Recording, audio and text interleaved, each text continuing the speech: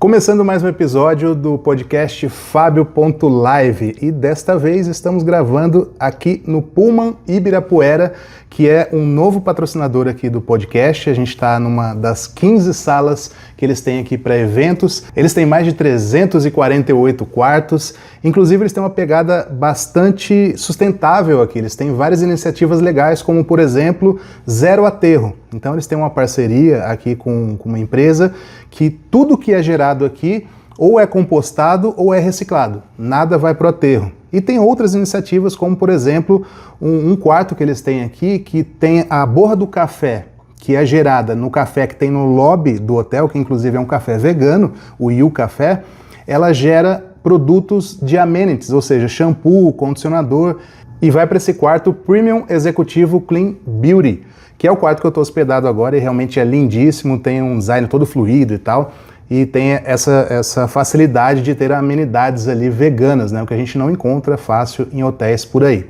E a gente tem também aqui outros dois apoiadores que estão há mais tempo aqui no podcast. Um deles é o The Pollination Project, que presta atenção aí, que nem parece que existe, porque é uma ONG internacional que ela arrecada doações de pessoas do mundo inteiro que querem ajudar a divulgar o veganismo. E essa ONG divide esse valor em projetos aí por vários países, várias cidades, que eles acreditam que pode fazer alguma diferença, e esse podcast é um desses projetos. Então, se você tem um projeto e quer tirar do papel que é para divulgar o veganismo, então dá uma olhada no link aqui da descrição, que tem esse site lá da The Pollination Project para você entender como é que funciona e se inscrever, tá bom?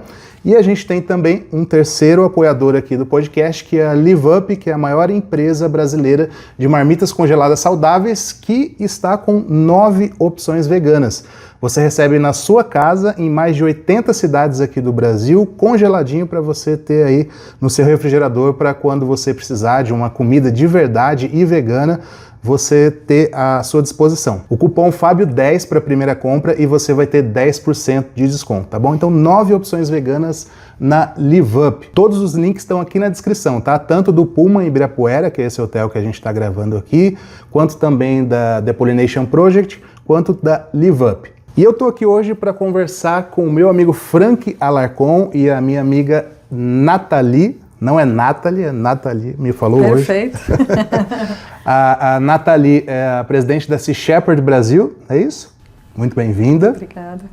E o Frank é um biólogo. Eu nunca sei te apresentar, Frank. É tanta coisa. Você está estudando para veterinária agora? Voltou a ser calouro, é isso? Eu sou acadêmico de medicina veterinária e eu sou um ativista independente. Estou sempre ajudando quem precisa da minha ajuda, quando eu posso ajudar, claro. Principalmente os Mas animais. eu sou biólogo, claro, os animais sempre em primeiro lugar. Sim. Sou biólogo, tenho formação em filosofia, sempre trabalhei com ciência e daqui a pouquinho, quem sabe, médico veterinário. Infelizmente, o assunto que a gente tem para tratar hoje aqui não é muito alegre, né? A gente sempre gosta de se encontrar com assuntos melhores do que esse, mas é também um assunto muito importante, que é a questão do cativeiro de animais, né, dos zoológicos, e no caso a Sea Shepherd é mais voltada para animais marinhos, então a gente vai falar também dos aquários, né, que não deixam de ser zoológicos também. E tem um caso muito específico que está agora, né, na mídia e tal, que é do elefante Sandro, que está no zoológico de Sorocaba há muitas décadas, se eu não me engano 40 e tantos anos, e tá um negócio, vai para o santuário, não vai para o santuário. Eu queria saber de vocês, qual que é a primeira impressão que vocês têm sobre esse caso, porque me parece que é um pouco delicado, mesmo porque ele já é idoso, tem problema ele fazer essa viagem, porque eu acho que vocês querem que ele vá para o santuário, isso é óbvio, né? Todo mundo está assistindo sabe disso. Mas é viável essa viagem de verdade? Bom, primeiro a gente precisa entender o que é um santuário e por que o elefante Sandro ou qualquer outro deveria ir para um santuário. Um santuário nada mais é do que um asilo, ou seja, o animal, depois de ter sido explorado por muito tempo, ele encontra condições de ser transferido para uma determinada entidade para que lá passe o resto dos seus dias com qualidade de vida. E de onde que ele estaria sendo retirado? Do zoológico de Sorocaba. Esse é um processo judicial que já está rodando há uns 4 anos pelo menos, e recentemente ele enfrentou um entrave do ponto de vista mediático pela sua transferência. O atual prefeito de Sorocaba, aproveitando-se da situação, junto com alguns influencers, fez barulho em cima da situação, protelando uma decisão da justiça que já determinava que o elefante Sandro deveria ser transferido para o Santuário dos Elefantes Brasil, que muitas pessoas dizem que é um mantenedouro, mas na verdade é um criadouro científico, reconhecido pelo IBAMA desde 2019, ou seja, ele está dentro da lei e ele é equipado com todo o conjunto de técnicos e demandas e exigências que o IBAMA, que o Ministério do Meio Ambiente, determina. O prefeito de Sorocaba, junto com algumas pessoas, acabou protelando a transferência desse elefante até as suas datas limites. E aí, em determinado momento, entrou com um recurso dizendo: nós pensamos que não deveria ser o caso de transferir o elefante.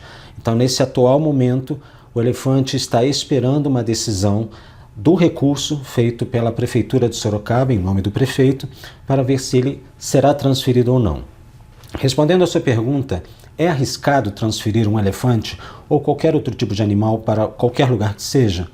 Riscos sempre existem, assim como é arriscado transferir um doente numa ambulância de uma UTI para uma UTI de um outro hospital. A pergunta que deve ser alimentada aqui é: vale a pena transferir um animal que está passando por vários anos dentro de uma condição inadequada de vida para um local que tenha mais condições de lhe oferecer uma qualidade de vida pelo resto da sua vida? Esse resto de vida pode ser 1 ano, pode ser 10 anos, pode ser 15 anos. Do ponto de vista ético, é pertinente transferir esse animal? Eu, enquanto biólogo, eu penso que sim, porque as condições de vida que o animal, o elefante, irá encontrar nesse santuário são de longe muito melhores das condições que ele atualmente encontra no Zoológico de Sorocaba. Isso em termos de tamanho de recinto, em termos de enriquecimento ambiental, em termos de amparo de uma equipe especializada em elefantes. Estamos falando de biólogos, estamos falando de veterinários, estamos falando de tratadores que dedicam a vida a cuidar de elefantes. Coisa que no Zoológico de Sorocaba, por mais bem intencionados que seja o corpo técnico, eles não têm a expertise que esses profissionais têm lá no Santuário dos Elefantes Brasil. Então, o risco é existente sempre, mas ele não é tão grande quanto é anunciado pelas pessoas que estão querendo polemizar essa situação.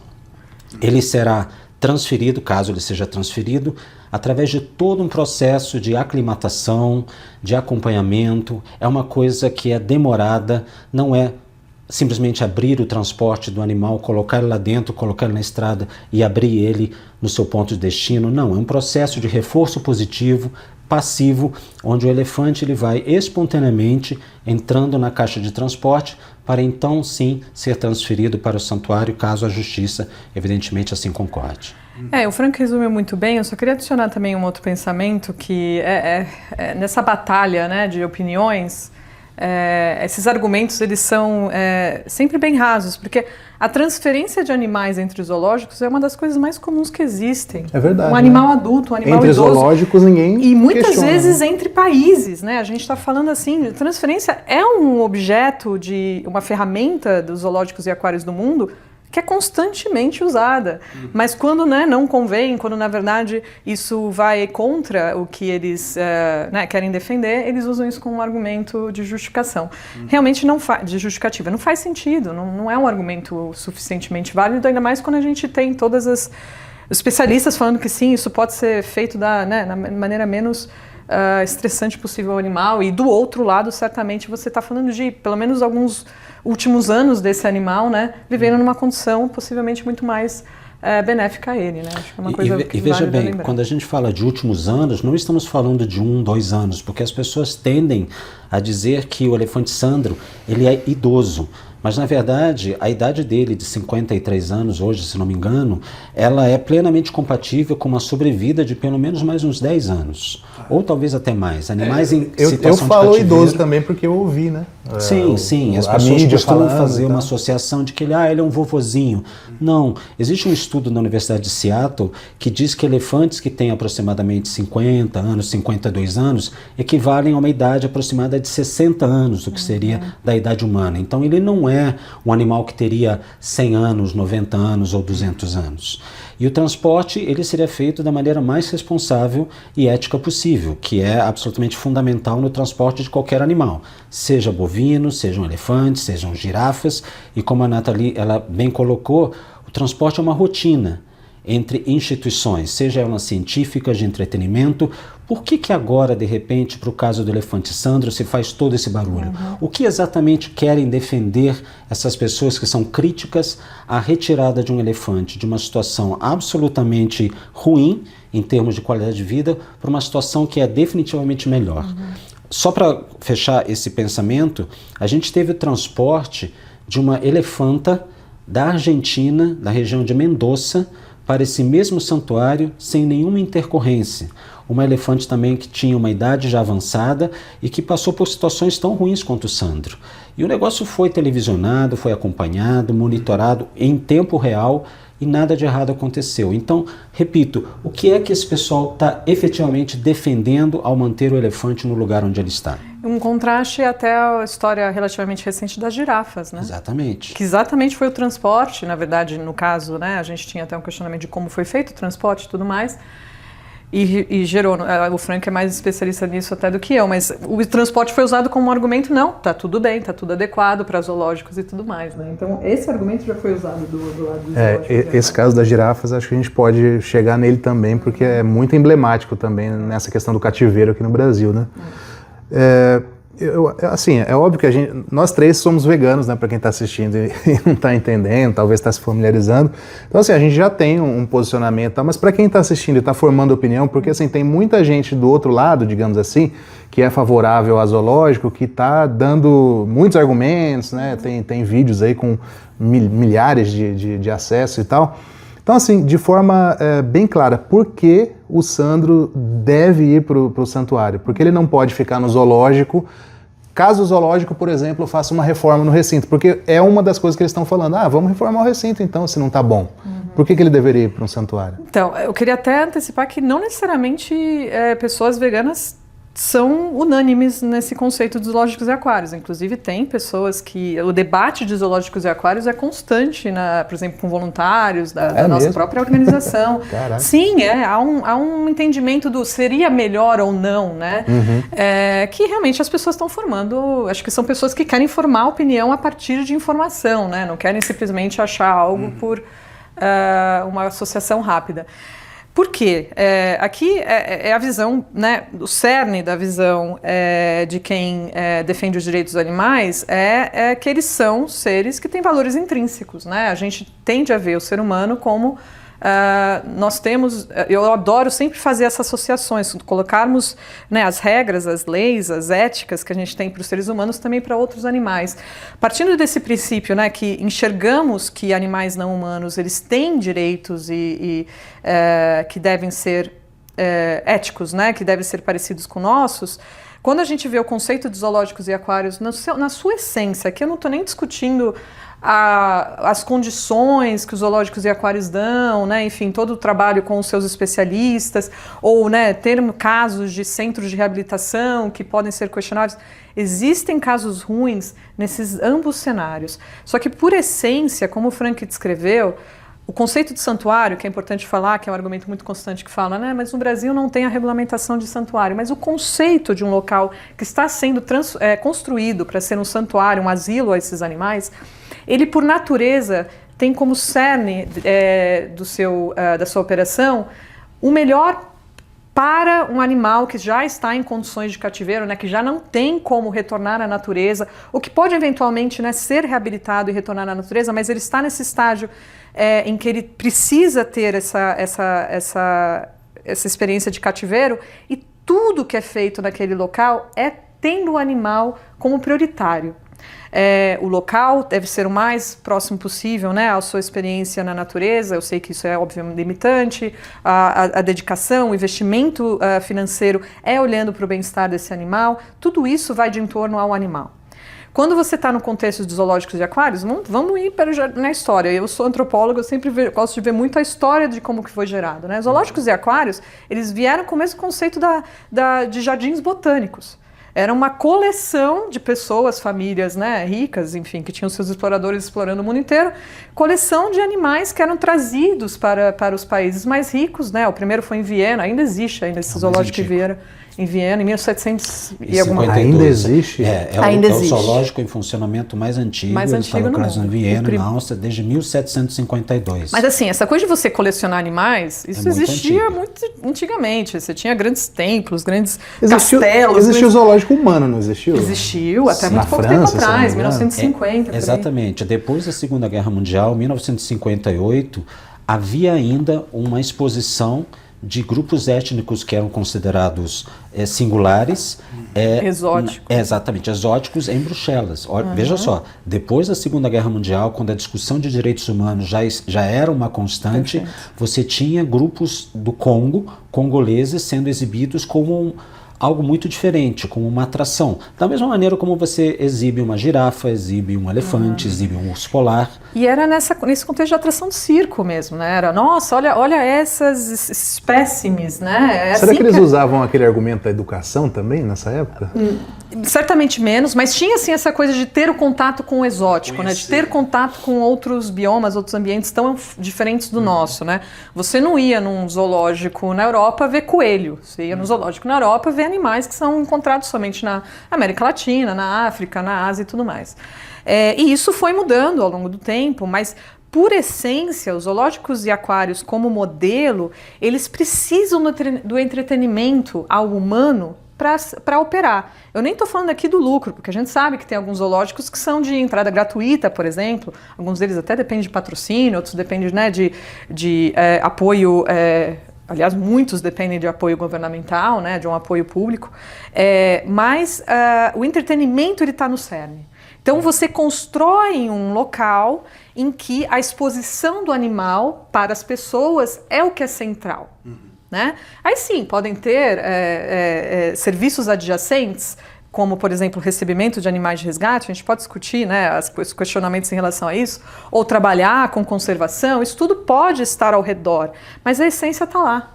E essa é a grande diferença em essência. Por isso que nós aqui acreditamos que o formato em essência de zoológico e aquários, eles não batem com o formato de realmente algo que é construído para o animal e não para o humano. Né? Essa é a grande diferença. É possível afirmar, então, que quem gosta de animal verdadeiramente, quem se importa com os animais, deveria ser contra zoológico e aquário? Olha, eu acho que primeiro a gente tem que tentar recapitular qual que seria a função de um zoológico. Historicamente, eram meramente coleções de animais que eram exibidos como símbolo de status. Olha só como é que eu sou poderoso e consigo ter um rinoceronte, uma girafa de um outro continente aqui dentro do meu terreno privado. Com o passar do tempo, e muito recentemente, alguns estudiosos, e mais destacadamente um biólogo suíço, ele instaurou uma nova forma de pensar no zoológico. O zoológico se apoiaria, ou os aquários também, em 4 pilares. O pilar da pesquisa, o pilar da conservação, o pilar da educação ambiental e o pilar do lazer. A pergunta que a gente precisa fazer é o seguinte: dos zoológicos existentes hoje no mundo, quantos deles fazem pesquisa, quantos deles fazem conservação, quantos deles fazem educação ambiental? E o lazer, eu acho que fica evidente que todos eles praticam. Quando a gente coloca isso na ponta do lápis, a gente vai perceber que os trabalhos de conservação e pesquisa feitos em alguns desses zoológicos são a minoria. Não são todas as espécies do plantel daquele zoológico aquário que fazem parte de programas de conservação, não são todos os animais daquele plantel do zoológico aquário que fazem parte de um processo de pesquisa. Então o que sobra? Sobra a tal da educação ambiental. Mas exatamente o que você está educando o público quando você mostra um animal confinado no recinto, fora do seu habitat natural? Eu acho que é preciso ter claro que o animal e o seu habitat são inseparáveis. O habitat afeta o animal afeta o habitat. Quando você retira o animal do seu local de origem e o coloca em outro, você precisa ter um motivo muito forte para fazer isso.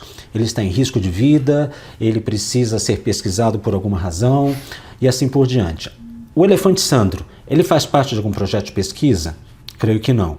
Ele faz parte de algum projeto de conservação? Creio que não. Existe um local melhor onde ele possa ser alojado? Certamente. A Justiça, o Ministério Público do Estado de São Paulo identificou isso. Então, qual é a razão de manter esse elefante ou outros animais dentro do zoológico? Como já disseram alguns biólogos que defendem a permanência do elefante Sandro, eles dizem, ele é um troféu, ele é um patrimônio. Eles falam isso? Ele fala, literalmente, ele é um troféu, ele é um patrimônio, ele é uma atração para aquela comunidade, a comunidade no caso de Sorocaba ou de quem quer que visite aquela região. Estamos falando de um ser vivo que tem uma cognição complexa, que tem um aparato psíquico que é intangível, que a gente não consegue acessar e que é mantido em condições muito precárias que não acompanham nenhuma das determinações dos zoológicos tidos de alta qualidade que abrigam elefantes no mundo. Para começar, o ambiente do elefante Sandro, ele tem um fosso em volta do perímetro do recinto. Entre 1938 e 2009, pelo menos 28 elefantes morreram justamente por caírem em fossos nesses tipos de recintos. Então, só para começar, o recinto ele já não está preparado para alojar um elefante. Ah, mas e se fizermos uma reforma? Qualquer reforma que seja feita está a anos-luz de distância da qualidade que ele teria de vida num santuário especializado para elefantes, que é o caso do Elefantes Brasil lá na Chapada dos Guimarães. Entendi. Queria até complementar, eu queria até elaborar um pouquinho mais no ponto da educação, mas antes disso no ponto da conservação, o Frank tocou um ponto muito crucial.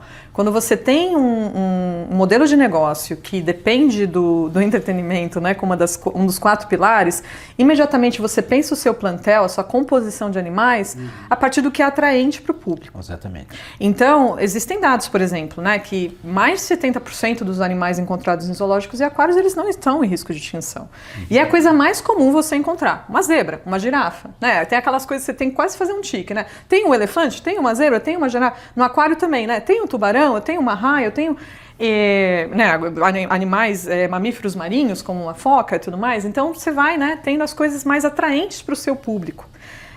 E isso é o que gera o grande problema, né, que a gente leva aqui dos zoológicos e aquários. Os santuários não tem que ter isso, pelo contrário.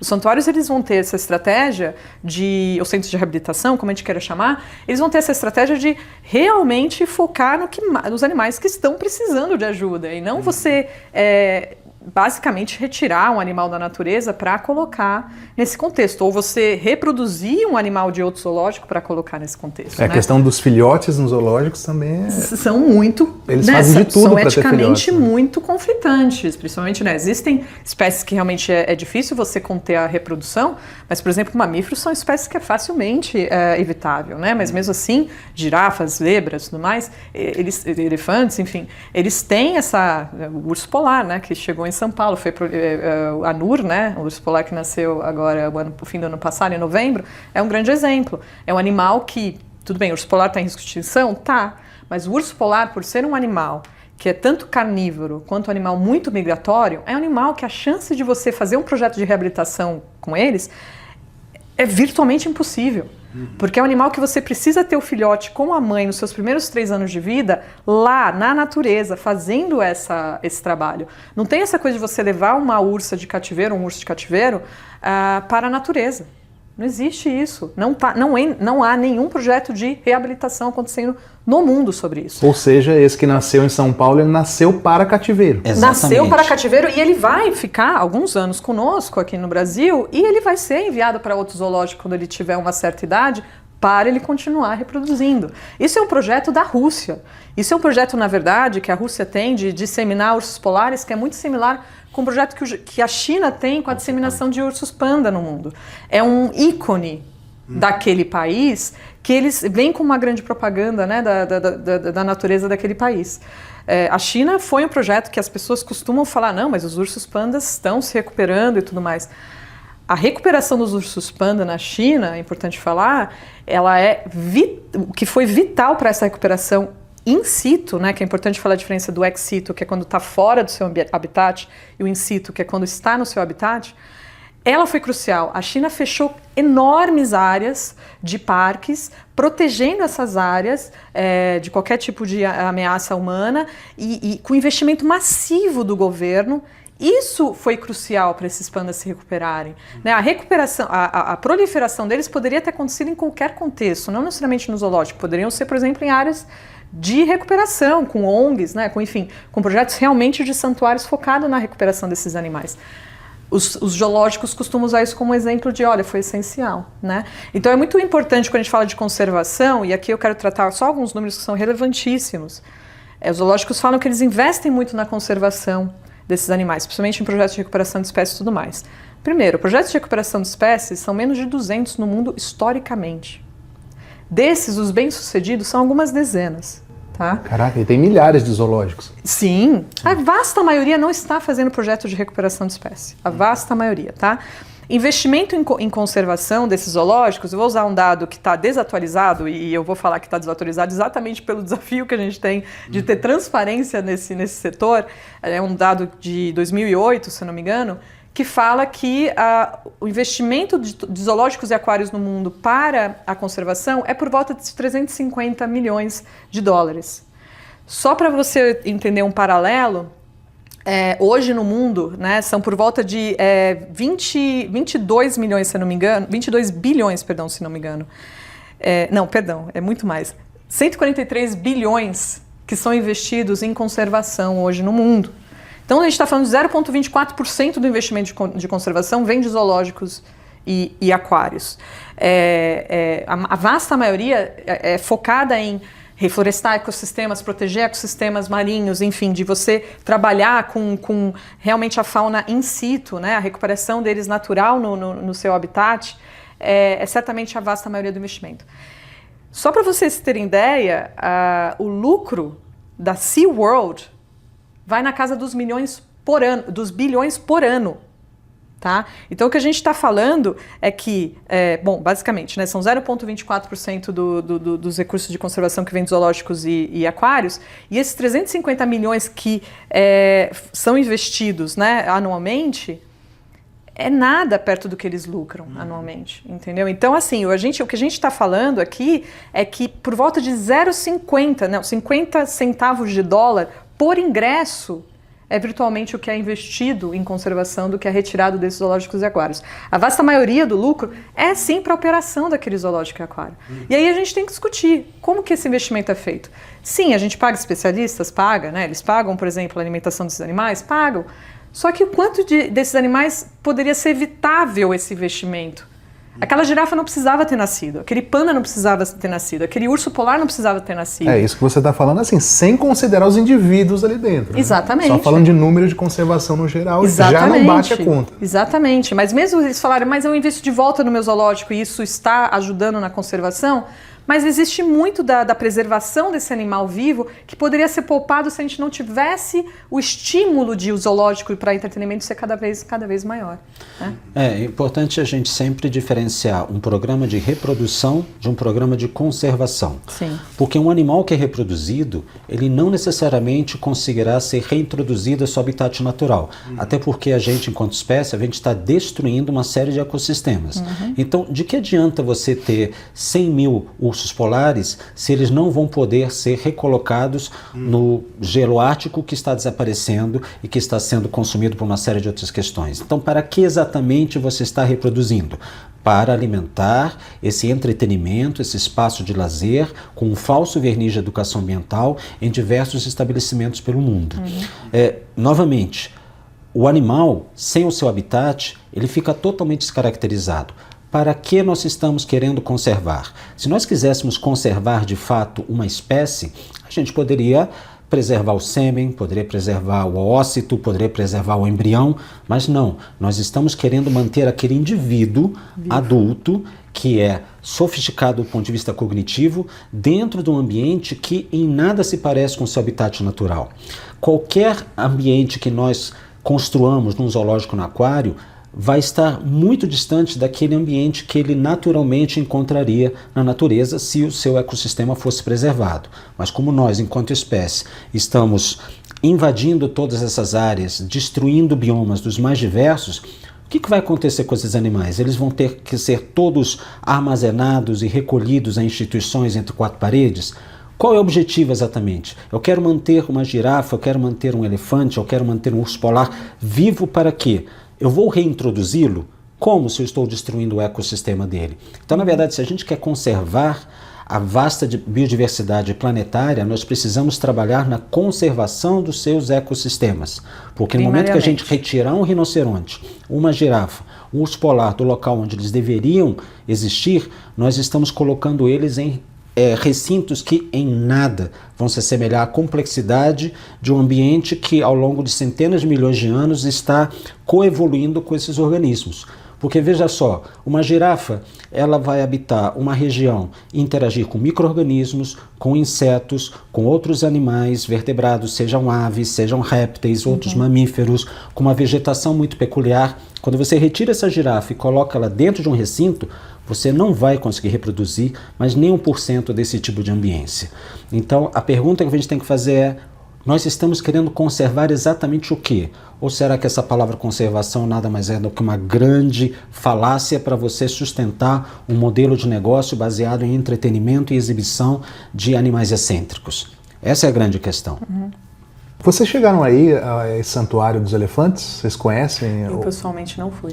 Você chegou aí pessoalmente? Não, pessoalmente não conheço. Eu conheço bastante as pessoas, algumas pessoas que trabalham lá. Claro que eu não tenho procuração de ninguém para falar em nome deles, sim, mas apenas para ter ideia, o Santuário de Elefantes Brasil, ele tem como seu fundador e presidente uma pessoa que desde os 15 anos trabalha com elefantes e hoje já está na casa dos 50, já tendo participado do transporte de mais de 30 elefantes entre vários países e que hoje tem elefantes muito bem colocados, muito bem tratados e que podem ter o privilégio, o direito, a oportunidade, melhor dizendo, de serem elefantes.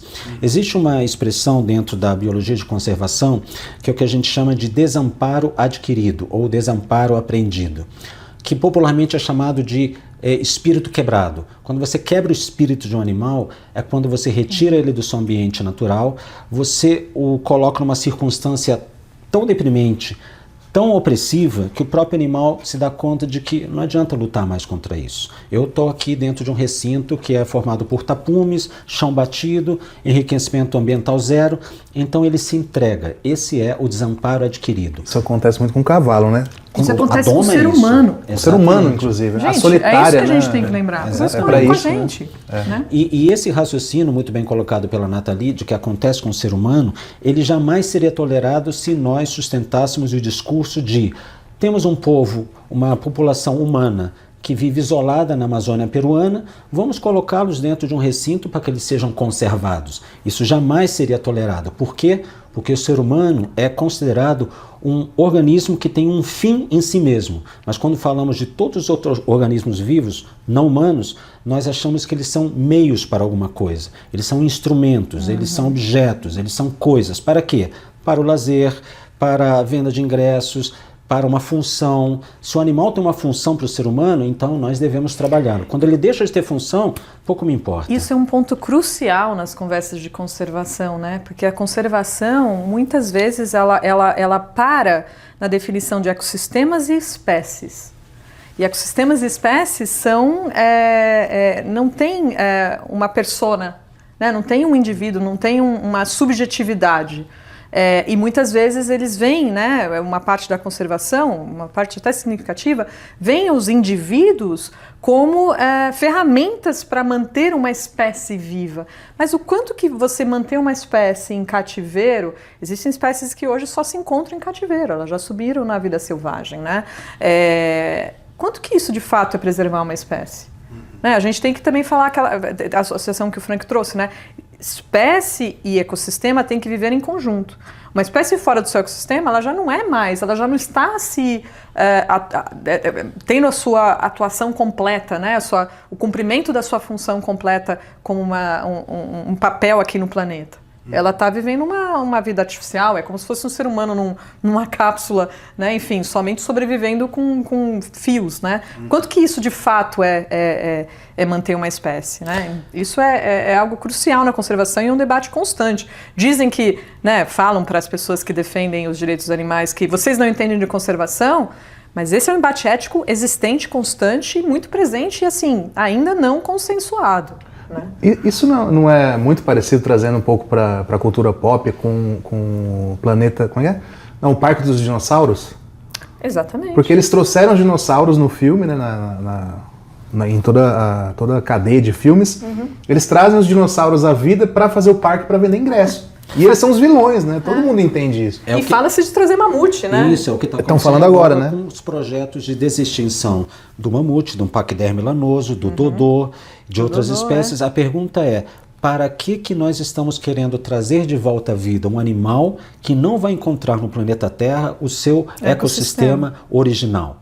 Ele seria trazido como os lobos, alguns lobos também estão sendo desextintos, para quê? Para alimentar... Estão sendo, já está rolando. Na verdade eles estão misturando com um lobo existente. Não é um lobo exatamente como aquele foi extinto. Estão fazendo progressos nesse sentido, mas a meta final é justamente essa, trazer organismos que já não existem mais, foram extintos pelas mais diversas razões, caça, aquecimento global, o que seja, mas para que exatamente? Eles vão habitar que local se esse local não existe mais?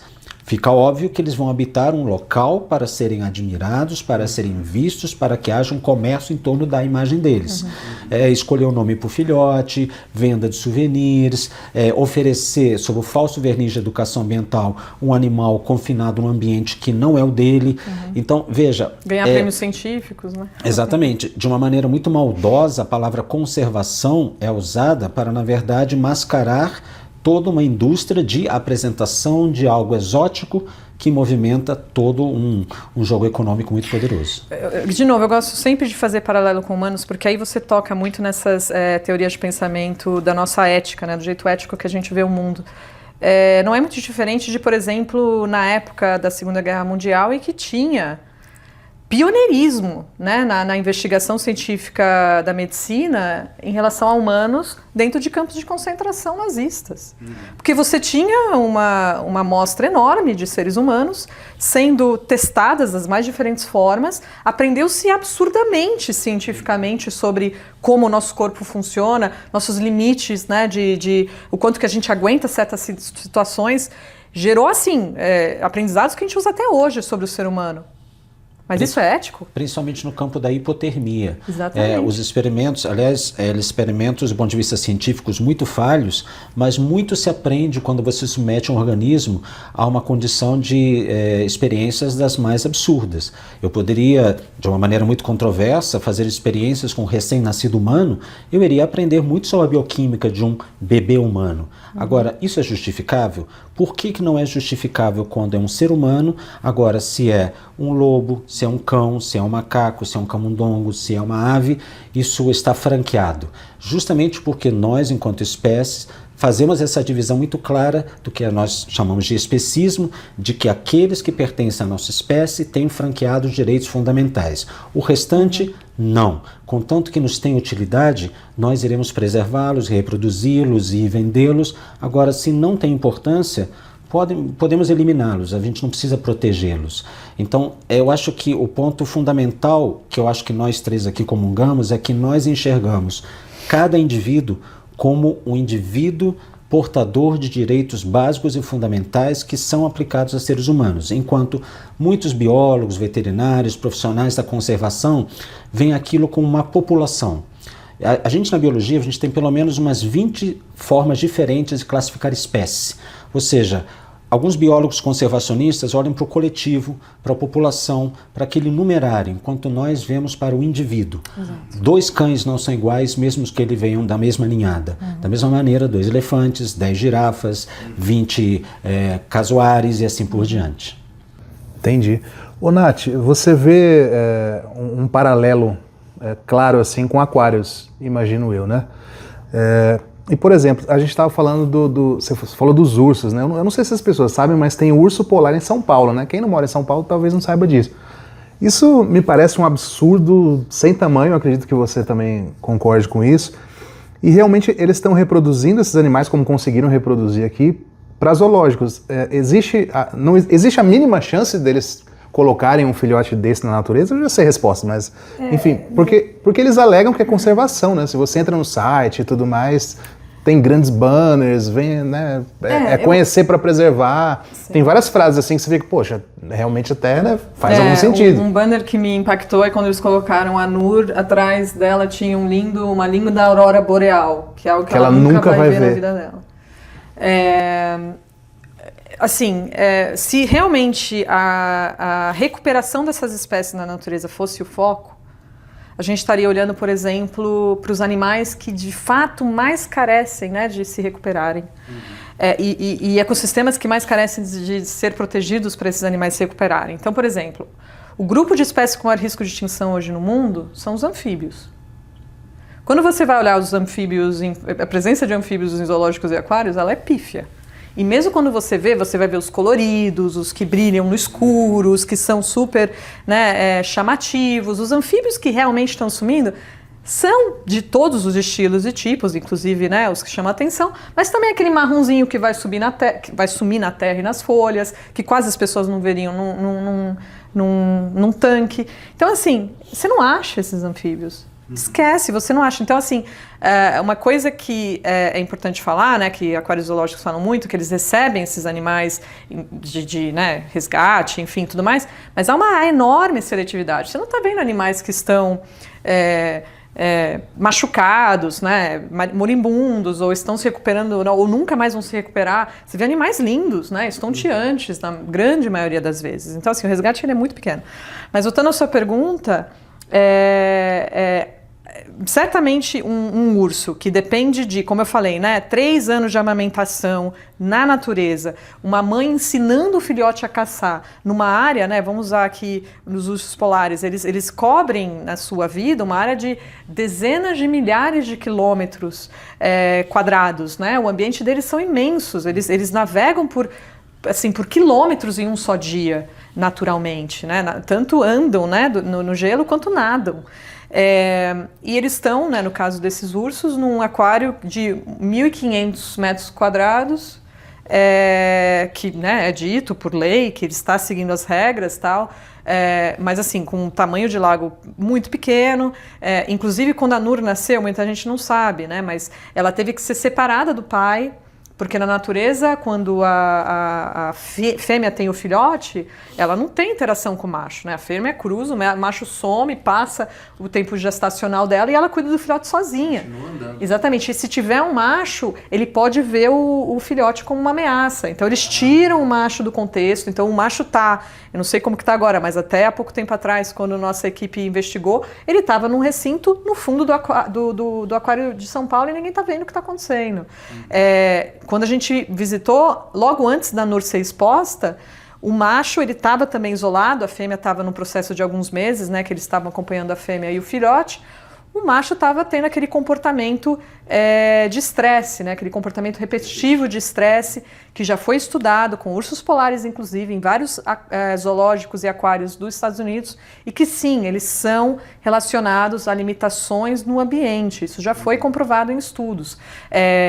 Então, assim, tudo isso tem que ser levado em consideração para uma possibilidade mínima, né, de que um animal que é carnívoro, que precisa desse aprendizado na natureza, que precisa de um ecossistema saudável e próspero para conseguir sobreviver na natureza, ser considerado, né, valer a pena investir nisso como uma possibilidade de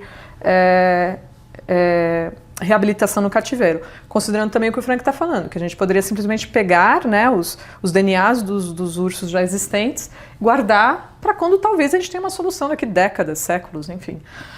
Não precisamos ficar esse gasto completamente ineficiente, que a gente sabe que na verdade é motivado para entretenimento como uma justificativa de conservação. Reintroduzir o animal à natureza é demorado, é caro e tem uma performance muito baixa em termos de sucesso. E normalmente são décadas, né, sim, de mensuração. É um projeto de longo prazo. Existe uma ONG chamada Wild Welfare, que ela faz uma avaliação da quantidade de estabelecimentos de tipo zoológico e aquários existentes no mundo, e ela estima que apenas 5% desses 7 mil a 10 mil estabelecimentos ofereçam condições dignas para os animais ali cativos. Então veja bem, entre 7 mil e 10 mil instituições zoológicos e aquários no mundo, apenas 5% se enquadram dentro de critérios razoavelmente rígidos de oferta de qualidade de vida para esses animais. Veja só, qualidade de vida para o animal... 95% estão por fora. Exatamente, eles não oferecem aos animais condições de bem-estar mínimos. Não basta apenas você oferecer água, comida e espaço para um animal. Isso é cuidado. Oferecer bem-estar ao animal é permitir que aquele animal floresça na sua essência mais intrínseca. Novamente, a gente está falando de espécies que estão há centenas de milhões de anos coevoluindo com seu habitat para serem o que eles são. Aí de repente você pega um animal desse, coloca num ambiente absolutamente artificial, em recintos que não são funcionais para eles, são recintos que são preparados para o visitante e não para o animal. Aliás, normalmente são recintos cúbicos, quadrados, e a gente não encontra arestas, quinas na natureza. Então são ambientes que não permitem que aquele animal floresça naquilo que ele tem dentro do seu DNA. E aí você vem me dizer que isso é educação ambiental? Você está educando exatamente o que um público mostrando um animal fora do seu lugar de origem? Isso que eu queria elaborar na educação ambiental, porque é mais na minha expertise, né? Eu venho de ciências sociais e, assim, como, né, alguém que estuda muito, né, o cativeiro, são inúmeros os estudos que foram feitos em relação à educação ambiental em zoológicos e aquários, né? O impacto da educação ambiental nos zoológicos e aquários. E algo que assim, a gente tem um rigor de entender o artigo, não só o que está saindo de aprendizado, mas é importantíssimo ter o rigor de entender a metodologia, né? E os artigos que são focados nesses estudos sobre o impacto da educação ambiental, a vasta maioria, elas são, na verdade, as investigações são feitas pós-visita. A vasta maioria, para começo de conversa. Bom, se você é um ser humano que antes de um impacto no zoológico, né, e depois do impacto do zoológico não sabe nada sobre aqueles animais lá, você realmente está, né, sem um cérebro. Então, assim, essa metodologia usada, já de cara, é muito questionável. Existe também a metodologia pré e pós, né, em que você investiga a opinião e também tem isso, né, de você vai lembrar, né, uma opinião lembrada, né. Eu não sabia disso, né. Agora, quando você entrevista pré e pós, você evita isso. Você vai capturar o que a pessoa sabe daqueles animais antes e vai comparar com o que ela sabe depois. De novo, se uma pessoa que, né, tá lá com o conhecimento que ela tem sobre, sei lá, o flamingo, né, antes de entrar no zoológico, passa no zoológico, na sessão do flamingo, possivelmente até, né, influenciada por aquela conversa, ela vai olhar com mais cautela o que está sendo apresentado a ela. No após, ela não aprende absolutamente nada, também é questionável. Essa é outra coisa. O que é raríssimo, eu ainda estou procurando estudos que de fato fazem um comparativo da educação ambiental que o zoológico e aquário dá para as pessoas versus outros tipos de educação ambiental. Já foram feitos comparativos, por exemplo, de experiências de visita em zoológicos e aquários sem nenhum educador e com educadores. A diferença é drástica, porque você ter um educador, alguém de fato que está te ensinando algo, dando contexto, dando narrativa, né, e contando o contexto dos animais fora daquele local, é sim drástico. Com certeza eles vão aprender mais. Agora, nunca foi feito um estudo que elabora essa pessoa no museu de história natural, enfim, num ambiente até escolar, num ambiente de talvez até experiência virtual com esses animais e educação ambiental de qualidade, será que ela vai aprender menos do que uma pessoa que está no zoológico? Entendeu? É esse o estudo que deve ser feito. E não existe essa forma, porque normalmente esses estudos são financiados pelos próprios zoológicos e aquários. Então, o questionamento aqui deve ser, e eu acho que é crucial, assim, o que de fato, e tem um estudo particular que inclusive mostra que quando a pessoa visita um zoológico sem a influência da educação ambiental, elas têm até uma percepção, uma coleta de informação negativa aos animais. Né, aquela reação de você querer bater no vidro, você falar, eu quero ter uma iguana em casa, né? Eu quero ter uma cobra em casa, eu quero ter um tubarão no meu quarto. Né? Você cria o perigo da educação ambiental e zoológica aquário sem a influência de fato de uma educação ambiental de qualidade que pode ser dada em qualquer outro contexto, é você olhar para aquele animal como um objeto. Você olha aquele animal como um objeto do seu entretenimento, algo para você, exatamente como a prefeitura de Sorocaba está descrevendo, um patrimônio, né? Ele é um troféu, ele é um patrimônio, ele é algo que nos pertence como humanidade, e eu quero um desse para mim também. Né? Então você objetifica um animal que é subjetivo, que tem complexidade de consciência, que, enfim, a gente nem conhece com profundidade o quanto que eles têm essa subjetividade, e isso ensina a nossa relação com os animais da pior maneira possível, que nós somos donos dos animais, eles estão aqui para nos servir. Deixa eu fazer uma provocação. Vamos imaginar que a gente tivesse acesso ao genoma completo de um hominídeo ancestral, um neandertal, e nós pudéssemos desextingui-lo, fazer com que ele vivesse entre nós. a gente colocaria eles dentro de uma jaula para observação, para apreciação? Não, mas ele não é um Homo sapiens, ele é um Homo neanderthalensis, é um Homo erectus. Como é que a gente trataria esse organismo que está ali no meio do caminho entre um Homo sapiens e um animal não humano, do jeito que você quiser? Então, a gente precisa começar a olhar para os animais como entidades importantes em si mesmas, e não porque elas têm uma utilidade para a gente. E eu acho que esse é o grande ponto que nós que trabalhamos com direitos aos animais temos muito claro, né, na nossa concepção. Os animais importam por si mesmos, enquanto as outras pessoas apenas os veem como um instrumento, um objeto para atingir um determinado fim, seja ele qual for, no caso aqui de zoológicos aquários, movimentação de receita, ou, vamos tocar num assunto bem delicado, zoológicos aquários flertam com instrumentos de corrupção e de conveniência política e relacional muito profundamente. Zoológicos aquários recebem verbas do poder público, zoológicos aquários recebem facilidades dentro do universo empresarial. Como é que você controla quantas toneladas de banana estão sendo vendidas para um determinado zoológico? Você diz, 20 toneladas foram compradas, mas você pesa essas 20 toneladas. Como é que você verifica que essas 20 toneladas... Imagina que você é um vendedor de banana e eu faço um trato com você, você vai botar que está vendendo 20 toneladas, eu vou te pagar o equivalente a 20 toneladas, mas você vai me entregar 2 toneladas. Então, esses instrumentos... E muitos são ONG também, né, Frank? Muitos são definidos como ONG e eles usam isso como até um argumento do tipo, estamos aqui resolvendo um problema, né? Não somos com fins lucrativos, mas espera lá, você tem pessoas com salários robustos, né? Com uma estrutura robusta de operacionalização que está beneficiando muita gente, né? No seu entorno, com certeza. Eu estava lendo uma notícia recente, em 2023, em São Bernardo do Campo, o prefeito, eu acho que é Orlando Monando, ele estava negociando com a esposa, que era deputada estadual, um repasse de verba, mediante emenda parlamentar, para o zoológico da região. Então, veja só, já não bastasse ser muito controverso total. O prefeito estar negociando com a sua esposa, que é deputada estadual, para o repasse de uma verba para aquele zoológico. O que exatamente se faz com essa verba? Que tipo de facilidades esses instrumentos, as fundações zoológicos, aquários, eles abrigam apadrinhados, pessoas que eu quero beneficiar porque aquela pessoa vai ser importante em uma votação futura. Então não existe transparência alguma dentro dessas instituições que dizem que se dedicam à educação ambiental, que dizem que se dedicam à conservação, que dizem que se dedicam à pesquisa, mas você não vê o resultado disso.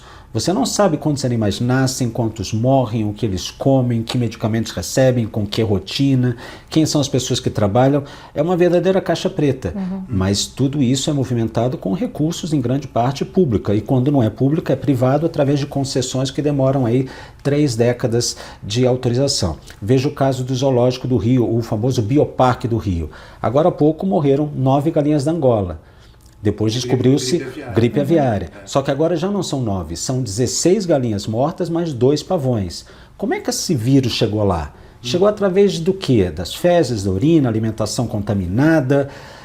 Então, o próprio público fica à mercê de um risco sanitário justamente pela não transparência de manejo desses animais. No sul também, né? Logo depois que descobriu-se lá em Montenegro, acho que é a cidade, né, que descobriu o foco de gripe aviária, um zoológico a 80 quilômetros, esqueci o nome da cidade agora, também teve um caso de gripe aviária, enfim. O zoológico é também uma concentração de animais. Uma concentração de animais com humanos também, com muito perto, né? Porque o santuário também tem animais, mas não tem tanta interação, né? direta com humanos. Exatamente. Existe um estudo feito na Universidade de Brasília, junto ao Zoológico de Brasília, mostrando a taxa de contaminação de doença de Chagas de animais mantidos ali em cativeiro.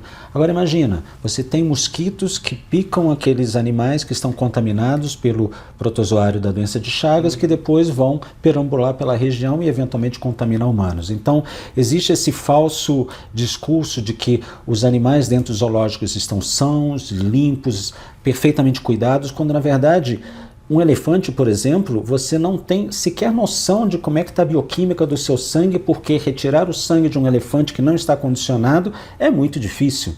Para você ter um animal desse monitorado na sua fisiologia, na sua bioquímica, na sua genética, você precisa ter um contato com esse animal que não é real dentro do cenário brasileiro, definitivamente. Lá fora já é difícil, aqui muito menos. Outro dia, só para completar, eu solicitei à ASAB, Associação de Zoológicos e Aquários Brasileiros, uma lista atualizada das instituições que eles certificam como atendendo os critérios de qualidade de padrão ouro deles. Não recebi resposta até agora, mas no site da ASAB está lá 47 instituições certificadas, só que são 128 zoológicos aquários no Brasil, ou seja, menos da metade é certificado. E aqueles são certificados exatamente como? Quais critérios? Quem é que está exatamente dentro do grupo dos bons aquários, dos bons zoológicos e dos que não estão? E como que é monitorado, né? Se é fiscalização, autoavaliação, como do caso do projeto do PL da devastação, onde os empresários vão dizer, não, eu estou seguindo todas as regras, pode confiar. Não dá para achar que isso é sério. Eu quero só fazer uma correção, porque eu acho que eu dei o dados inadequados. Esses dados sobre a recuperação projetos de recuperação de espécies, na verdade, eles aumentaram na última década, já passou das quase 200 para mais, e o resultado ele é maior. Né, alguns estudos falam 40% de sucesso, outros estudos falam 70% de sucesso. Mas o que é importante falar, isso sucesso de recuperações de espécies quando tem ex situ como uma ferramenta, mas isso já foi comparado com o sucesso quando a proliferação desses animais já acontece in situ, né? Isso basicamente é em áreas de transição, né, em que você está ainda na natureza, no ecossistema deles, eles estão se reproduzindo lá, então a adaptação deles de volta para a natureza ela é muito mais tranquila, né? Muito menos desafiadora. O in situ ele é muito mais eficaz, né? Então, realmente, o ex situ ele é menos eficaz e, assim, o que também mostra nesses projetos de recuperação, muito pouco deles, por volta de 3% deles, mostra de onde que está vindo a verba. Porque muitas vezes os zoológicos eles falam, mas a gente é que está sendo cruciais para isso, mas na verdade eles estão oferecendo recinto. Muitas vezes eles estão recebendo financiamento de governo, financiamento de universidade, né? Eles estão usando a estrutura. Então, assim, esse argumento de que eles são os grandes salvadores aí dos projetos de recuperação tem que ser realmente visto com uma cautela. Só queria falar isso porque, na verdade, realmente existiu estudos mais recentes sobre isso, mas mesmo assim é insatisfatório. A gente não deve se esquecer que o cativeiro modifica o animal. Então, aquele animal no cativeiro não é o animal no seu habitat natural. Por mais que você coloque plantas e coloque ambiência parecida com aquela. Então, até como um projeto de pesquisa, uma pesquisa de comportamento daquele animal, você já vai ter vários contaminantes para aquela condição. Uma girafa, dentro de uma área que não é exatamente a sua, ela já vai oferecer dados enviesados, dados que não reproduzem efetivamente como ela seria dentro do seu ambiente original. E eu vou fazer uma pergunta agora, eu queria saber a opinião de vocês, talvez seja um pouco polêmica até para quem está assistindo, eu tenho uma opinião sobre isso. E você como biólogo e você como presidente de uma ONG, né, de conservação dos animais marinhos e tal, vocês acham que é melhor um animal continuar extinto do que trazer ele nesses projetos de conservação de zoológicos, se não tem um ambiente para ele, eu quero dizer? Eu definiria que esses projetos de você trazer um animal extinto para nosso contexto são projetos egoístas, egocêntricos e antropocêntricos. Quase que projetos que nos aliviam, né? Não eu em particular, mas alivia a humanidade que a situação não está tão ruim assim. Afinal, temos a tecnologia e o conhecimento de trazer esses animais, vai ficar tudo bem, né? A gente pode resolver aqui, é quase que brincar de Deus, quase não, é brincar de Deus, né? Então, certamente, no contexto que o Frank fala, você trazer um animal à vida, que ele não está no seu contexto mais, ele não está mais nessa grande cadeia evolucionária que deixa ele interdependente com todos os outros seres daquele contexto, ele simplesmente vai ser um alien naquele contexto. Não muito diferente quanto animais exóticos que é um problema grave nos ecossistemas do mundo inteiro. Ele vai ser um animal exótico nesses ecossistemas, ou ele vai viver no zoológico para sempre. E aí, como um indivíduo, isso é uma vida válida? Porque eles vão trazer o animal, o mamute, por exemplo. Aí coloca uns lá, não deu certo, traz para um ambiente seguro, que é o zoológico. Eu acredito que nem colocaria. Nem Pode colocar em lugares que tem uma ética aí para animais muito baixa. Talvez a Rússia colocaria, não sei, mas certamente nem colocaria, viveria em cativeiro. Vamos usar o exemplo dos dinossauros, que foram extintos há 66 milhões de anos, né? A espécie humana não conviveu com o Tiranossauro Rex. Aí a gente traz um Tiranossauro Rex à vida, que é um animal predador, de grande dimensão. A gente vai colocar ele exatamente onde? Ele vai poder ser um Tiranossauro Rex? Ele vai poder exercer a sua dieta original? E em que condições? Certamente não vai ser possível.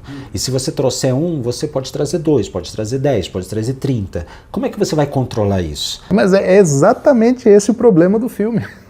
Eu não sei se as pessoas perceberam que o filme é uma crítica a cativeiro de animais. Exatamente. Inclusive, o último eu não assisti, mas um dos últimos era claro, assim. Tinham ativistas de direitos animais tentando parar aquilo e tal, assim. Aquele experimento. Eu sempre volto para trazer exemplos para humanos. Se a gente tivesse a chance de trazer um Neandertal à vida, a gente traria?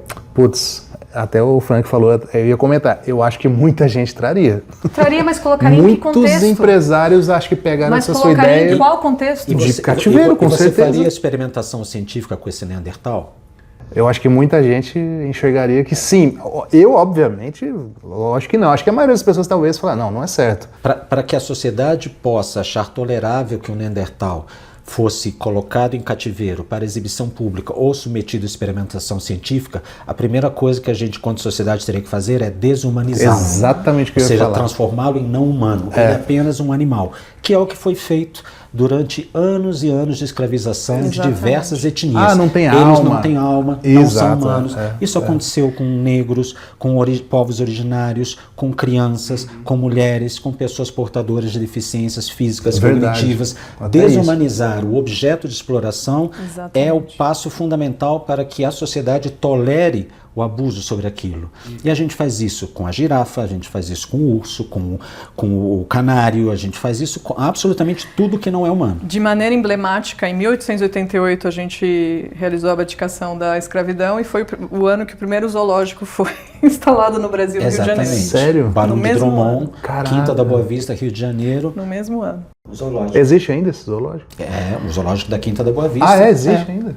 É aquele famoso do Rio de Janeiro. Isso, o jogo do bicho, ele surgiu como uma forma de tentar Propaganda, atrair, fazer a propaganda do zoológico dos animais lá, para que a população visitasse. Na verdade, havia uma espécie de coleção de animais anterior a isso, que era chamado de Chácara do Souto, em 1860, Segundo Império. Só que ele acabou fechando 4, 6 anos depois, por falência do proprietário, e aí o Barão de Drummond novamente adquiriu animais, expôs, criou a ideia de fazer um jogo, um sorteio com o nome dos animais. Nossa, e aí não tinha ideia nasce a disso. história do jogo do bicho. Caraca!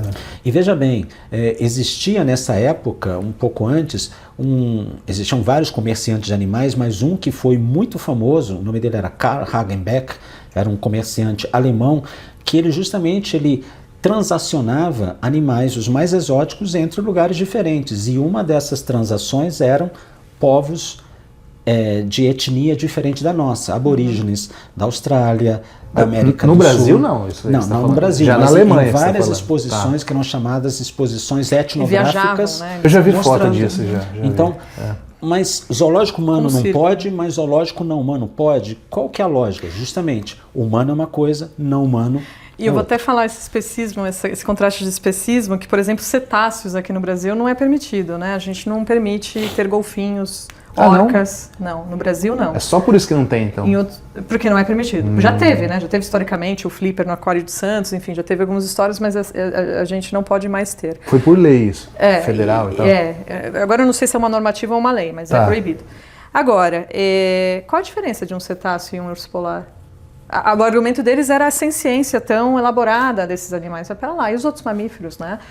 A gente tem Então, se a senciência é o que está, né, estimulando os cetáceos, e também tinha o fato de que eles têm uma mobilidade muito alta, são animais altamente migratórios, né? Ué, mas o urso polar também é. Você falou aí quilômetros, Exatamente. Então, né? há uma incoerência na maneira que a gente desenha leis para os animais, né? Isso é uma realidade que não só de cativeiro, a gente tem essa realidade também para animais de consumo, de pets, o que for. Então, é muito chave a gente realmente encarar a hipocrisia que a gente tem até nas nossas próprias leis. Uma coisa que é muito importante a gente deixar aqui claro, né, porque eu acho que é tão confortável falar com pessoas que pensam parecido sobre zoológicos e aquários, é muito importante a gente também encarar de frente o fato de que, sim, temos um grande desafio de desenvolver cada vez mais estrutura para CETAs, né, para Centros de Tratamento e Reabilitação governamental, mais estrutura para, sim, pensar regulamentação de santuários, para ter cada vez mais isso, né? É tão difícil a gente conseguir recursos para os animais, que esses recursos, quando são direcionados, deveriam ser direcionados onde mais importa, né? E ter uma regulamentação vigente no Brasil para isso é crucial, tanto para ter mais disso, quanto, obviamente, para ter muita regulamentação em relação a isso. Não pode nunca ser tão fácil ter zoológicos e aquários, assim como não pode nunca ser tão fácil ter santuários se a gente criar, né, essa determinação legal aqui no Brasil. Isso é muito importante falar. Hoje no Brasil não há, né, vamos dizer assim, um arcabouço de lei, né, da definição de santuários. Na verdade, hoje existe tanto CETAs públicos, que eles são temporários, quanto existe, qual que é a expressão exatamente legal? Mantedouro e criadouros. Mantedouros e criadouros. Criadouro científico, criadouro conservacionista e criadouro comercial. Né, e os mantenedouros, né? A definição santuário, ela orbita um limbo, não existe uma definição concreta. O que é muito diferente dos santuários elefantes, que é um criadouro científico desde 2019, que é reconhecido pelo IBAMA e, portanto, fiscalizado por ele. Eu não sabia disso. Então, é um criadouro científico onde trabalhos científicos são desenvolvidos em parceria com universidades da região, do Mato Grosso, do Goiás e assim por diante, para justamente alimentar a literatura científica a respeito de comportamentos dos elefantes, dos insetos, enfim, da fauna e flora que é presente naquela região. Sendo, então, uma entidade que existe para o governo brasileiro, eles são fiscalizados, então. Totalmente, nem teria como. Inclusive a parte financeira. Nem teria como um animal de tamanho e volume como um elefante cruzar a fronteira de um país sem passar pelas verificações de sanidade, documentais, de procedência, valores, ou seja, é tudo feito dentro da lei. E aí quando as pessoas ficam querendo demonizar um santuário sério como esse, você vê que elas se apoiam em informações absolutamente descabidas. E aí você planta o terror, planta uma narrativa absolutamente irreal e as pessoas acham que, nossa, isso aí não está funcionando, isso aí não é gente séria. Mas não, é reconhecido pelo IBAMA. E, portanto, se é reconhecido pelo IBAMA, é fiscalizado por todo o aparato que o Ministério do Meio Ambiente determina. Eu acho que muito desse terror vem de influenciadores pró-zoológicos. E muitos são biólogos. São pró-animais vistos como objeto. Até incentivam, por exemplo, silvestres como pet. Exatamente. Acho que é importante falar isso. Invariavelmente. Mas são biólogos, Sim, mas ser biólogo, essas pessoas isso é uma coisa muito importante para falar. Eu não sou bióloga, mas assim, ser uma pessoa formada em determinado, graduado em determinado tema, não faz Deus absoluto da verdade. Existem diversos biólogos que são contra isso. A gente tem, mesmo no nosso grupo de pessoas que operam conosco, assim, é uma veia ética que a gente está discutindo aqui, não é uma verdade, né? Invariavelmente, essas pessoas que defendem zoológicos, elas tiram proveito financeiro disso, estimulando a criação dos animais, oferecendo cursos de manejo desses animais. Existe uma expressão latina que significa cui bono, a quem interessa. Essas pessoas que estão defendendo são pessoas que querem patrocinar a reprodução de peixes, de répteis, de mamíferos, transformá-los em pet, a famosa lista pet. Né? Eles querem ampliar a quantidade de espécies que podem ser tratadas como pets, uma vez comercializadas, obedecendo a toda a lei que o arcabouço jurídico brasileiro permite. Mas eles querem ampliar. Por quê? Porque a comercialização de uma serpente, a comercialização de uma iguana, a comercialização de um macaco, gira em torno de uma quantidade bastante expressiva de dinheiro. E aí você também oferece os cursos, e também oferece a comida, e você oferece os aparatos, e E esse pessoal é o que diz que criar é preservar. Não, criar é ganhar dinheiro em cima de um falso discurso de preservação. O que criar é educar, né? Ter mais pessoas tendo contato com esses animais. E minha justificativa sempre é: as baleias estão preservadas hoje no mundo, elas são dos animais no mar mais preservados hoje no mundo, não porque pessoas tiveram contato com baleias. Sim. Baleias não existem, baleias verdadeiras, vamos dizer assim, elas são proibidas em todo lugar no mundo. Você não tem baleia verdadeira em nenhum aquário no mundo.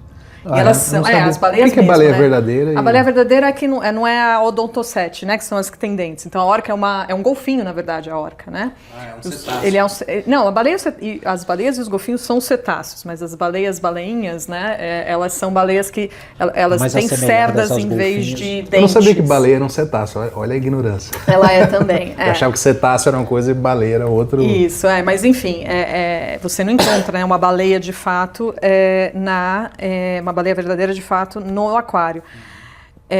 E elas são um dos seres mais preservados hoje no oceano. Por quê? Porque realmente teve uma conscientização, uma simpatia, até especismo, né, que as baleias elas têm que ser preservadas.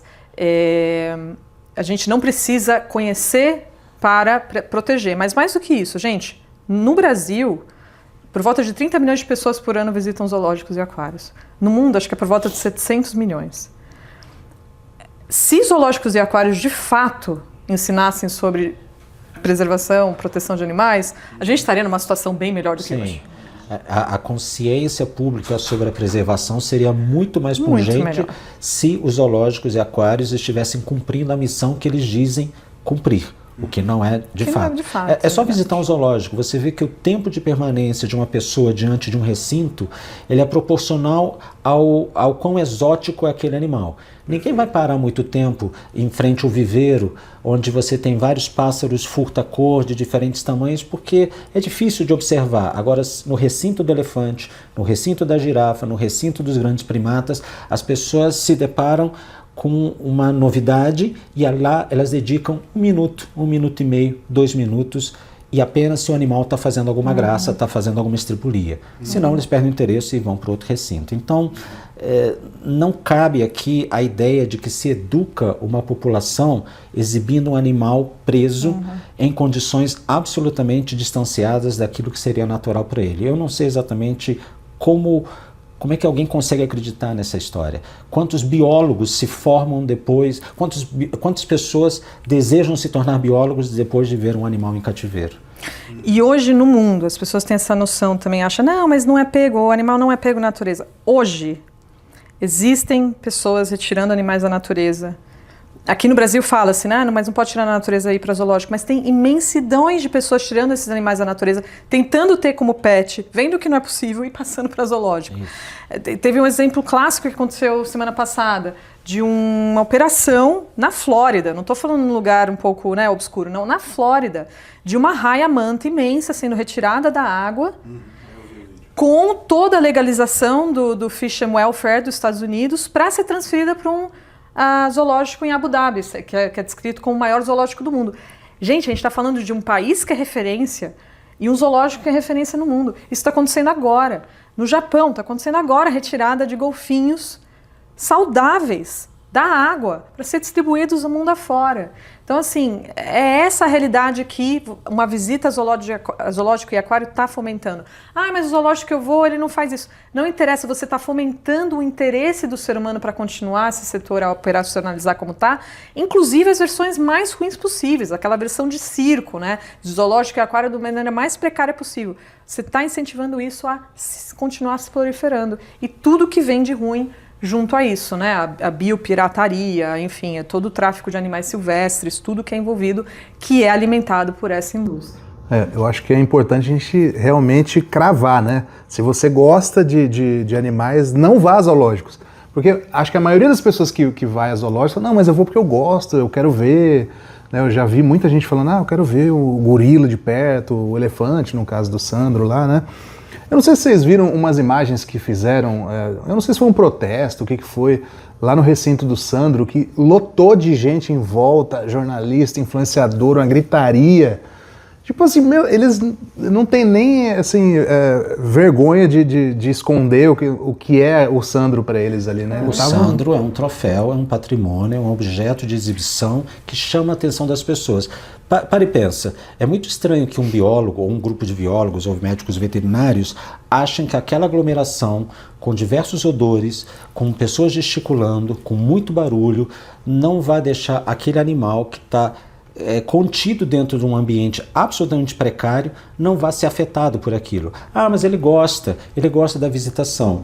É curioso que o próprio... Podem dizer que ele está acostumado, né? Mas o próprio elefante Sandro, nos anos 2000, ele, com a ajuda da sua tromba, tacou uma peça de concreto numa criança de 9 anos de idade e ela perdeu 10 dentes e teve uma fratura no maxilar. Lá em Sorocaba mesmo? No zoológico de Sorocaba com o elefante Sandro. Por que você acha que o recinto do elefante Sandro é absolutamente vazio? Porque as pessoas querem evitar que o elefante eventualmente pegue um objeto e reproduza um sinistro como esse que aconteceu nos anos 2000. E não é só o caso do elefante Sandro. Animais já sumiram daquele zoológico, como é o caso de um suricato. Um suricato sumiu, só que o zoológico só se deu conta quando ele foi devolvido anonimamente dentro de uma jaula. O outro dia, um grande comediante, uma pessoa que é bem conhecida no cenário cômico, humorístico brasileiro, ele disse que lá nos anos de 1900 bolinha, ele comprou um macaco do zoológico de Sorocaba. E veja, eu estou falando aqui do zoológico de Sorocaba, mas a gente pode falar de vários zoológicos no Brasil que estão envolvidos com polêmicas. É o caso das próprias girafas. 18 girafas foram trazidas da África do Sul para o Bioparque do Rio de Janeiro. 4 delas morreram, as restantes 14 estão presas dentro de uma área com tapume. Para que exatamente? Há anos, né? Há anos. Já tem mais de 3 anos. Não é que, chegou agora, tá vendo o que faz. Não, e tá 3 anos presa. E aí eu pergunto, cadê aqueles zoológicos legais, aqueles zoológicos que estão fazendo pesquisa, conservação com qualidade? Se você começa a olhar na lupa, poucos deles conseguem sustentar isso. E às vezes eles conseguem sustentar isso para 1, 2 espécies. Só que um zoológico às vezes tem 300, 200, 100 espécies. Ou seja, você faz um trabalho aparentemente sério com 2, 3, 4 espécies e as outras 94 estão sujeitas a absurdos incontáveis. E até por isso que santuários geralmente eles têm poucas ou uma espécie, né? Porque você tem especialistas naquela espécie. Porque cada espécie tem os seus comportamentos, suas necessidades, né? A gente está falando do santuário de elefantes, né? Enfim, isso é crucial, você ter pessoas que entendem aquela espécie. E, geralmente em zoológicos e aquários você é vago, né? Você sabe um pouco de tudo para manter aquelas espécies vivas, mas você não está realmente pensando, né, no bem-estar, em toda a complexidade biológica e de comportamento desses animais, né? Aliás, eu acho até bom a gente comentar como é que é esse santuário, porque eu acho que tem gente que está assistindo e fala, mas deve ter um recinto um pouco melhor, um pouco maior. Será que compensa a viagem do Sandro sair de Sorocaba, que já está lá há 30, 40 anos, e para ir para um lugar um pouquinho melhor, né? Eu queria que vocês comentassem como é que é o Santuário de Elefantes Brasil. Bom, ele é muito mais sofisticado que qualquer recinto que um elefante ocupe no zoológico por uma série de questões, não somente em tamanho, mas em tipo de substrato, presença de outros elementos naturais que são importantes para a manifestação da biologia daquele animal.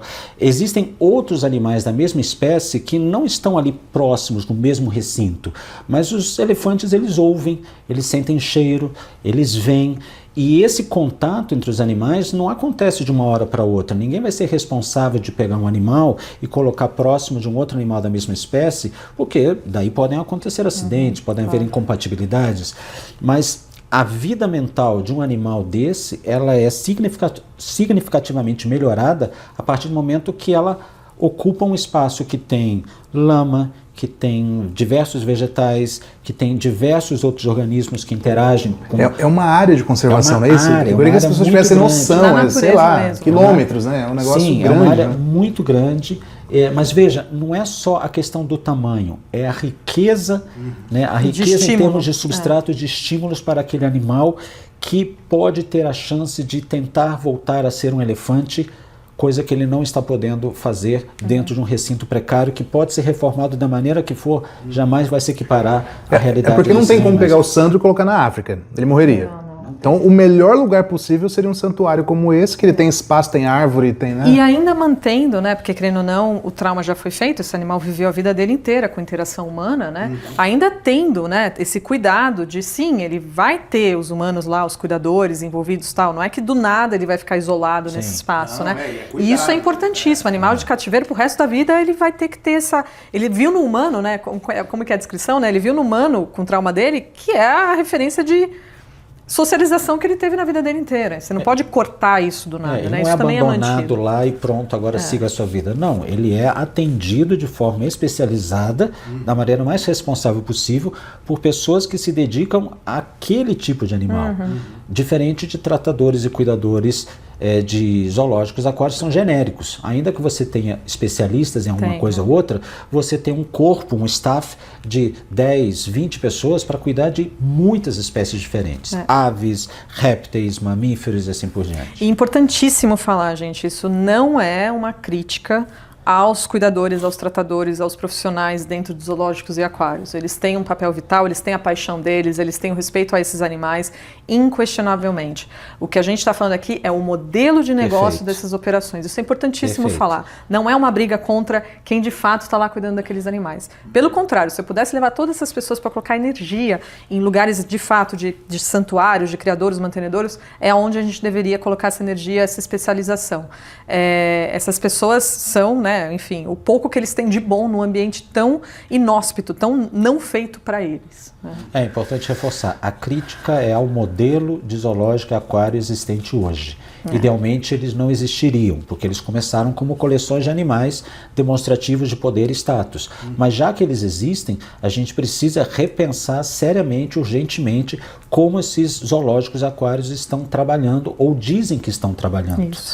Idealmente, não teríamos zoológicos e aquários e teríamos os ecossistemas e biomas preservados para que esses animais pudessem ser o que eles são. Mas nós estamos, enquanto espécie, nos últimos séculos, destruindo vários biomas. Veja a Mata Atlântica, mais de 80% da Mata Atlântica foi embora. Então, o que você vai fazer com essa parte que foi destruída?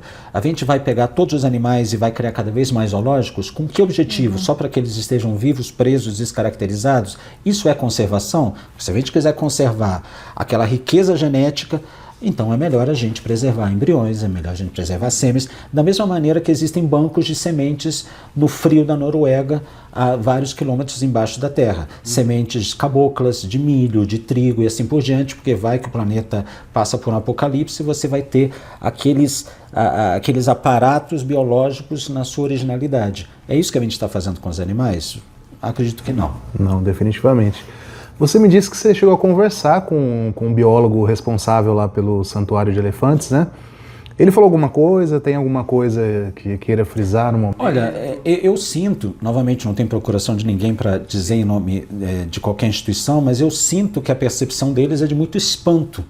Como é que existe um movimento da sociedade que se recusa a oferecer ao animal que está há décadas vivendo em condições de pouca qualidade de vida, uma melhora no seu bem-estar, uma melhora na sua vida. É muito surpreendente, principalmente quando pessoas que se dizem técnicos, se dizem estudiosos, se recusam a reconhecer que ele poderia ocupar um lugar melhor para que ele pudesse ser um elefante de verdade, ou para que ele pudesse ter a oportunidade de ser o elefante que ele deixou de ser ao longo de anos de cativeiro. Realmente é muito surpreendente, o que nos faz pensar que o motivo dessa recusa é outro, e não o bem-estar do animal.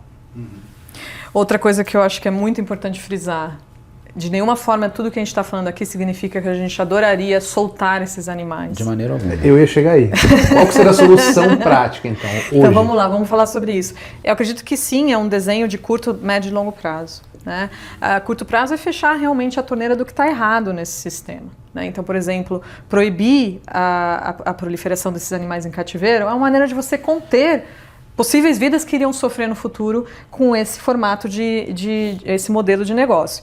Outra maneira é você, por exemplo, fechar importações de animais para exposição, né? Isso também inibiria países como Rússia, como China, pensarem, né, nesse trabalho de proliferar os seus animais símbolo pelo mundo afora, ou o Japão proliferar, né, os golfinhos que eles capturam pelo mundo afora. Então, os países conterem, né, essa recepção de exóticos é uma maneira certamente de você também evitar muito do que o zoológico e aquário gera de consequência drástica ao animal. Outras maneiras já estão acontecendo, né, Frank? Por exemplo, na Costa Rica, os zoológicos públicos todos já foram fechados.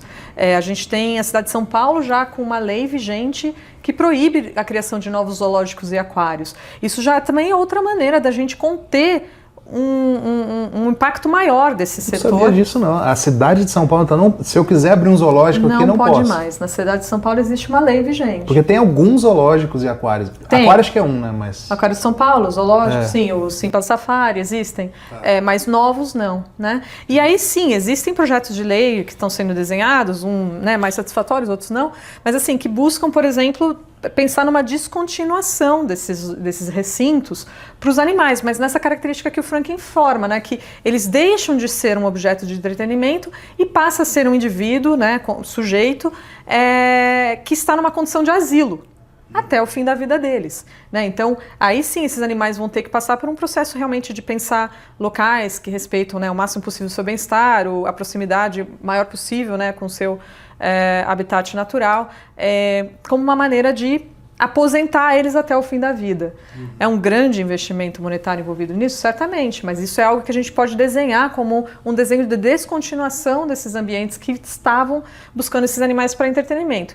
Imediatamente isso corta qualquer tipo de interesse, né, pelos animais que a gente tem falado aqui, que são os animais interessantes para exposição. Girafa, né, ninguém vai querer proliferar mais uma zebra, uma girafa para ir para um santuário, né? A gente vai, na verdade, realmente cuidar dos que já são existentes até o fim da vida.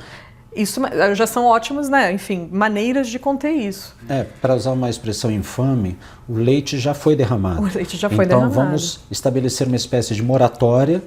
Vamos trabalhar com o problema que já temos em vez de criar novos problemas. Porque muitos desses animais, e eu diria a grande totalidade, não vão poder ser reintroduzidos à sua vida original. Por quê? Não existe mais o ecossistema, os animais desaprenderam a ser o que eles eram originalmente, alguns deles nasceram em cativeiro, então nós temos um problema real. O que a gente faz com esses animais? Nós precisamos oferecer-lhes dignidade, bem-estar, cuidado mínimo e um olhar de que eles não são objetos, eles são sujeitos, sujeitos de direitos. Ah, mas eles não são humanos. Não humanos também são sujeitos de direitos ou deveriam ser. Eu acho que é isso que nós que defendemos direitos aos animais lutamos todo dia. Nós lutamos pela possibilidade de que eles sejam enxergados pela importância que eles têm para si mesmos. Eles não existem ou eles nasceram para servir alguma utilidade humana. Porque a gente poderia fazer o raciocínio oposto também. Nós poderíamos ter utilidade para esses animais enquanto instrumentos. A gente não gostaria de estar nesse lugar. Mas quando é o oposto, a gente fala, não, é importante a gente ter um animal que faça A, B ou C função. Mas o oposto a gente não toleraria. A gente está chegando ao final aqui, mas do episódio, porque a discussão ela poderia ir por dias e meses e tudo. Capítulo 1.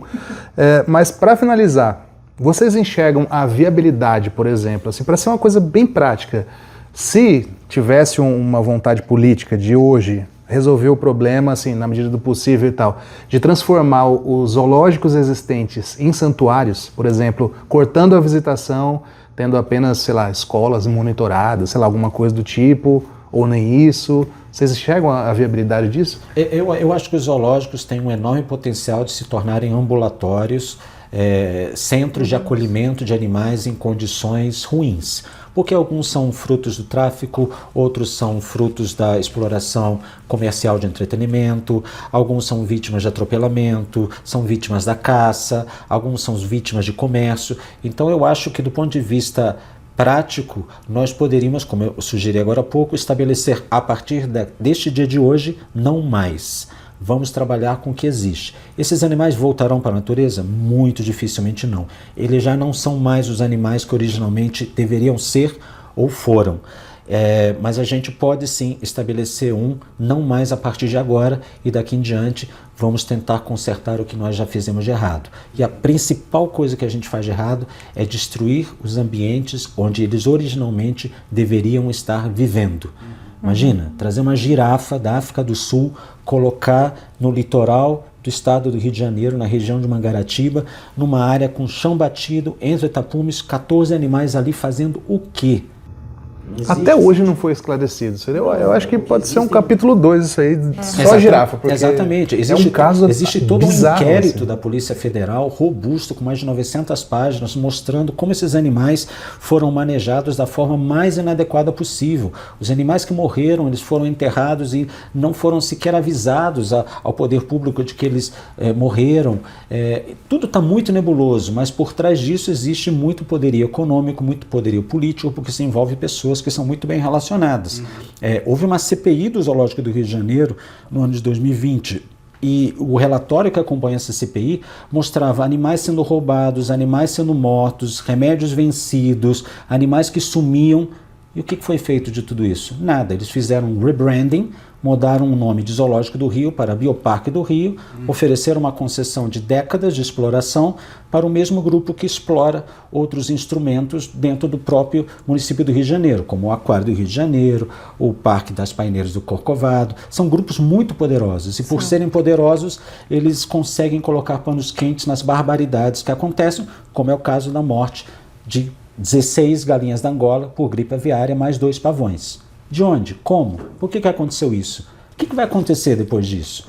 Nada, a gente fecha, ignora o assunto. Fecharam só uma área, se não me engano. A área da savana africana. É um argumento muito constante que falam sobre a defesa de zoológicos e aquários, né? Que tem gente vendo. Não tem gente vendo à noite, nos fins de semana, de trás do zoológico, nas partes que não estão sendo expostas. E mesmo as partes expostas, você vê muito abuso também.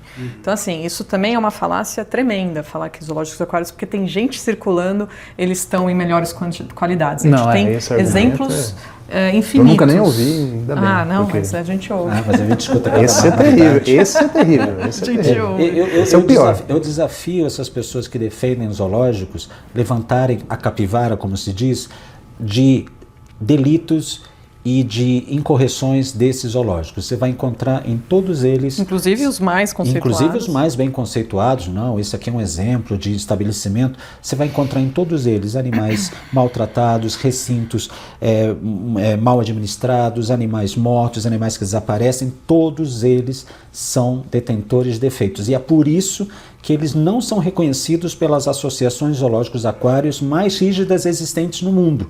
Nenhum dos zoológicos aquários brasileiros é reconhecido por essas associações como estabelecimentos dignos de serem chamados de zoológicos aquários.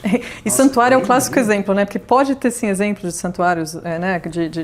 Controversos. Normalmente esses santuários têm falta de investimento, né, de doações, falta de estrutura governamental, falta de regulamentação e tudo mais, que se isso for bem trabalhado, a única motivação que eles têm, né, por ser um ambiente focado nesses animais, por ser um modelo de atuação, um modelo de organização que que não visa lucro, que visitação pode ter, mas assim, ela é totalmente secundária, com o mínimo influência possível, né, a esse animal, não vai ter nenhum motivador de esconder informação, ou de pegar mais animais, ou de pegar animais que não são de fato necessários para resgate.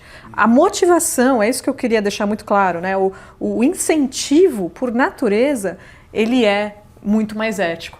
Né? O zoológico e o aquário tem todos os motivos do mundo para continuarem operando dessa maneira cheia de, enfim, de irregularidades e abusos e tudo mais. Nós jamais toleraríamos um zoológico de humanos.